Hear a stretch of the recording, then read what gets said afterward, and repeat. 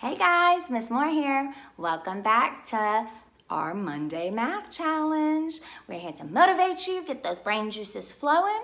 Look, I know Mondays are tough, and so that's why I'm here to motivate you with a math challenge. If you complete part A with me and complete part B on your own, take a picture, put it in the comments. You'll get entered for a drawing to win your very own Beyblades. All right, now let me show you where this problem came from. Remember I told you, it can be anybody from second grade at Brusly Elementary School. This problem comes from a little girl in Miss Cochran's class. You can pause it on here if you're gonna need this work. I'll also put a picture in the comment section on the Brusly Elementary School second grade page. But this little girl named Hailey Bayham from Miss Cochran's class, I was so impressed with her work. Let me tell you, she created a story problem that goes along with what you're learning in Mission 6, where you're making groups of objects. So I really liked the way she was thinking with this problem, because it was one of the first story problems we've done using a Mission 6 type of problem. I'm gonna post her right here, and I'll post a picture of it down below so you can solve part B. Put a picture in the comments. You'll be entered for a chance to win a Beyblade. Thanks to some amazing parents out there that's keeping this Monday Math Challenge rolling. All right, so anytime we solve a story problem, what do? What's step number 1? Read the problem twice. All right, let's read. Hailey had a party and each guest got a snowball. She put the guests into 4 equal groups of 6 to make it easier to pass out snowballs. Yeah, makes sense. How many guests were at the party? Great problem. Hailey, I was very impressed with this. Now, we read it once, read it twice. So, Hailey had a party and each guest got a snowball. Stop right there. Let's think about this. So Hailey, there's a little girl named Hailey, so cute. She had a party. Every guest had 1 snowball. Okay, keep reading. She put the guests into 4 equal groups of 6 to make it easier to pass out snowballs. What's our key information here? Well, what Hailey did, because she's smart, she's like, oh, there's a lot of people. How am I going to pass out all these snowballs? Every guest gets 1. And she put the guests into 4 equal groups. So let's circle, she put the guests into 4 equal groups of 6 to make it easier to pass out snowballs. So the question here is, how many guests were at the party?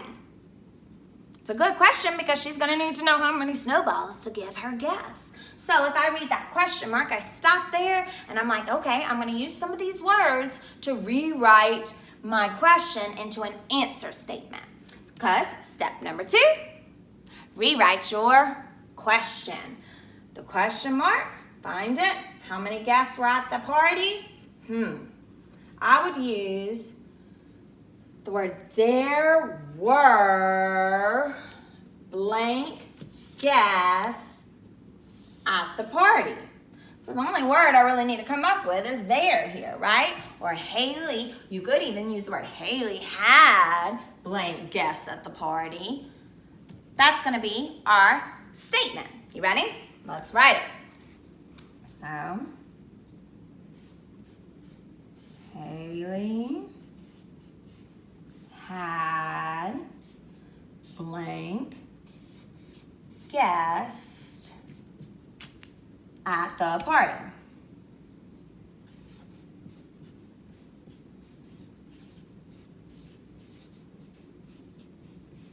Period. I didn't even use the word were in there. Hailey had blank guests at the party.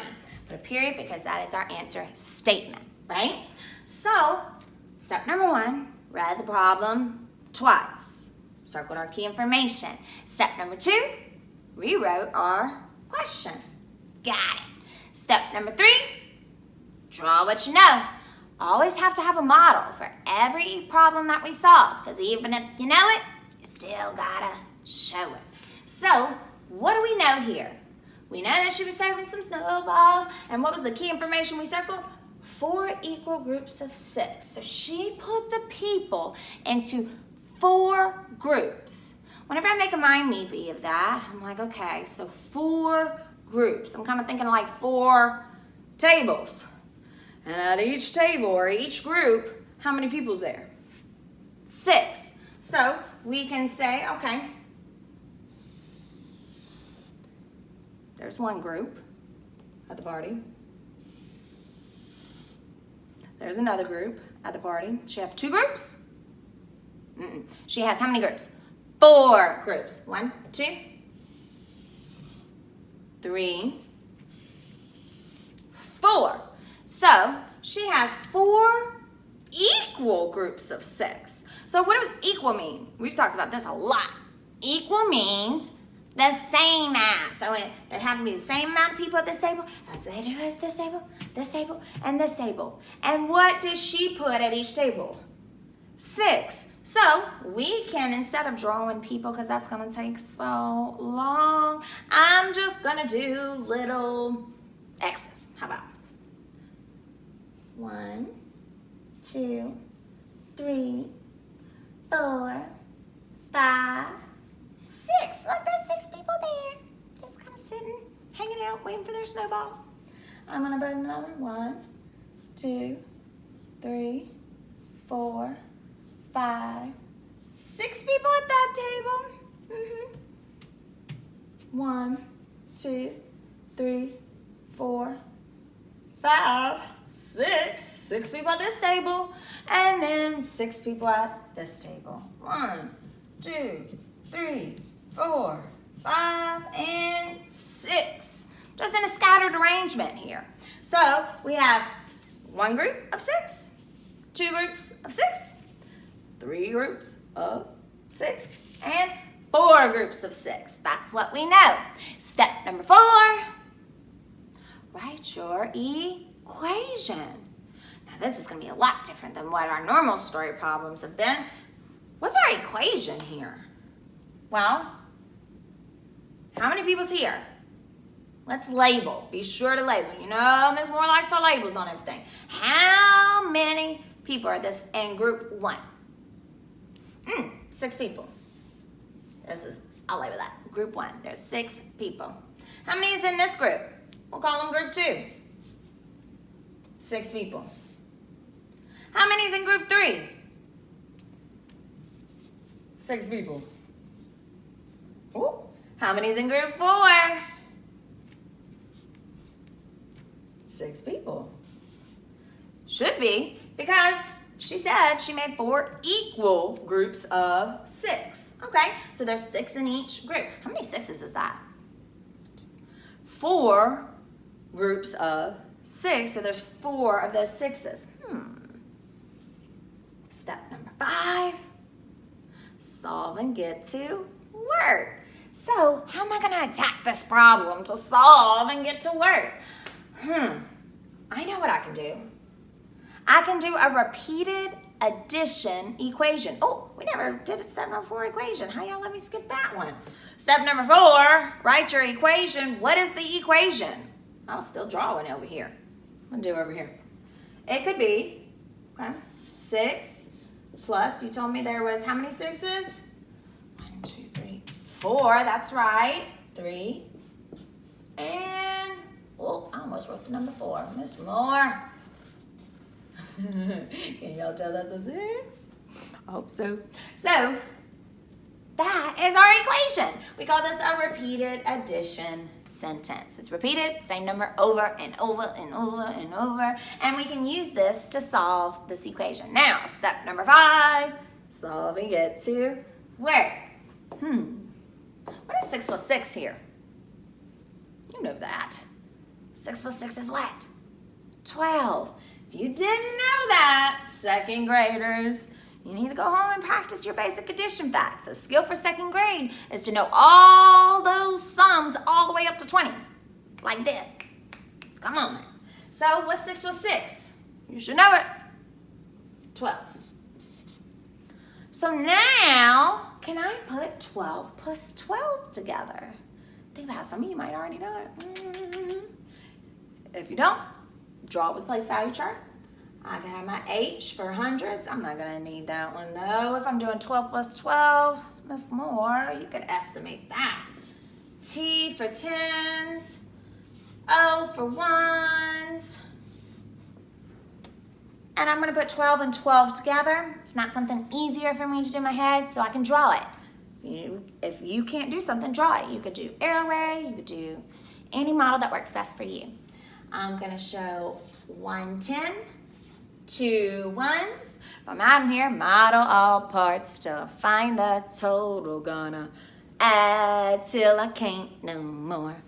And that goes, hey, you could have actually even modeled 6 and 6 and 6 and 6 and 6. That's all the partners there. There's 4 different parts there. But I knew 6 plus 6 was 12. And I knew 6 plus 6 again was 12. So now all I really need to do is model these 2 parts. But if you needed to, you can model 4 parts. There can be multiple partners whenever you're adding. So there's 12. Let me model the next add-in below. Okay? Now, let's put it all together. My friends will say, add till you can't no more. How many ones do I have? I have 1, 2, 3, 4. Come on this side. Label above, label below. Don't forget to label your equation. How many ones do I have so far? I'm gonna put that over here. 4. All right. So now how many 10s do you have? 1, 2. Label above, label below. Don't forget that plus sign. Unit form above. I do expanded form below. Hey, so how many 10s do we have? 2. What's 20 plus 4? 24.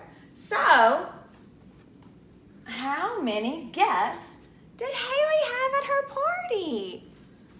24. Let's write that in all of our blanks. So she had 24 here. So that's so crazy. Here, what was the question here? Whenever you put it all together, that would have been 24. Here, 24. I like to make sure I answer all the parts. It helps me to go back and check my work and see if things make sense. Also, what helps is to go back and read your answer in that answer statement to see if it makes sense. Hailey had 24 guests at the party. Okay, she had 4 groups of 6. 24 is a pretty reasonable answer for that. And we checked it, it's correct. All right, guys, I have part A. We did part A together. You solved part B. Take a picture of it, put it in the comments below. We'll get you entered into that drawing for some super cool Beyblades. Thanks to the parents out there. All right, guys, thanks for joining in. Remember, keep learning, keep learning. We want at least 4 lessons a week. And a lot of you are on this Mission 6 material here. And if you're on Mission 6, some of you might notice, hey, some of these lessons go quicker than 1. Maybe I could even get in 2. Do what works best for you, but your goal is at least 4 a week. Don't forget. Remember, we're checking. We can see it. Our math coach can see it. We're looking for those learning and learning, getting yourself prepared. Bye, guys. Miss you. Well, if I can turn it off.